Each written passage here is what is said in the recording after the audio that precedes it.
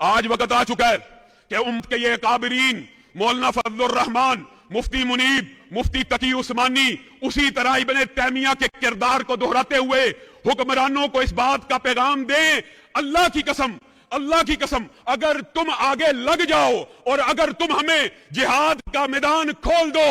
تو اللہ کے فضل و کرم سے چند دنوں کے اندر اسرائیل کو شکست ہو سکتی ہے۔ لیکن بڑی افسوس کی بات ہے اپنے آپنوں قائد اہل حدیث کہلوان والے، رہنمائے اہل حدیث کہلوان والے، اہل حدیثاں دے لیڈر کہلوان والے جدوں غیراں دیاں مجلساں چ جاندے نے، غیراں دیاں جلساں چ جاندے نے، غیراں دیاں محفلاں چ جاندے نے، اے اپنے آپنوں اہل حدیث کہلوان والا، علامہ کہلوان والا پتہ کی کہندا ہے؟ افسوس علی گالے اے جی امت اکابر مفتی تقی صاحب نے، مولوی فضل الرحمان صاحب نے منیا، انہاں دا احترام ہے، لیکن اہل الحدیث دے اکابر اگر اس کائنات کے اندر ہے نے، یا علامہ ظہیر ہے، یا یزدانی شہید ہے، یا اس دور تے عبدالکریم صاحب نے، علامہ ابتسام صاحب نے، حضرات اہل حدیثاں دے اکابر نے، اگر ساڈا کیتا ہے کہ جس طرح ساری کائنات دا ادب ہے اسی طرح مسلک اہل حدیث دا بھی ادب ہے۔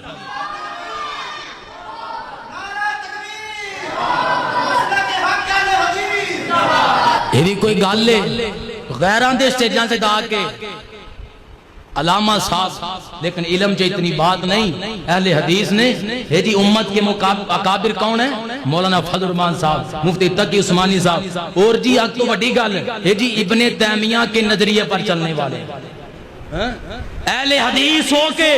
اہل حدیثاں جو ایک قائد بھی نظر نہیں آیا، وہ تو قائد اہل حدیث ہیں، میرے اندر سب کا احترام ہے، لیکن جیتے دل دے اندر قرآن دا ادب نہیں، حدیث دا ادب نہیں، مسلک اہل حدیث دا ادب نہیں، انشاءاللہ قیامتیاں دیواراں تک جب تک اس بدن دے اندر جان ہے، اس جسم دے اندر خون ہے، اس منہ دے اندر زبان ہے، انشاءاللہ جیڑا مسلک اہل حدیث دا بھی ادب ہے، قرآن دا بھی ادب ہے، حدیث دا بھی ادب ہے، اسی قیامت دیاں دیواراں تک او دا کدی بھی احترام نہیں کریں۔ چھوڑ دو ملا کے غریبوں کے لیے جو شہنشاہوں کے دربار میں بھی جا کے کہتا ہے سن لو، جو مجھے جانتا ہے جانتا ہے، جو مجھے نہیں جانتا وہ جان لے، میں ثانی بھائی ضعیف بعد میں ہوں، اہل حدیث پہلے ہوں، وہابی پہلے ہوں۔